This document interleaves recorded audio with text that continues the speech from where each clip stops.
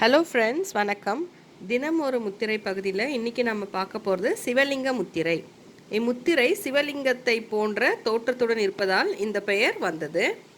இடது உள்ளங்கையின் மேல் வலது கையை மூடி வைக்கவும், வலது கட்டை விரல் மேல் நோக்கி இருக்குமாறு நீட்டி வைக்கவும், இடது விரல்களை நெருக்கமாக வைக்கவும். இதுவே சிவலிங்க முத்திரை.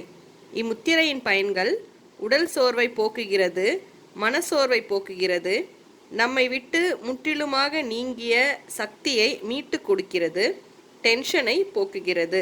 இம்முத்திரையை எந்த நேரமும் செய்யலாம், எவ்வளவு நேரம் வேண்டுமானும் செய்யலாம்.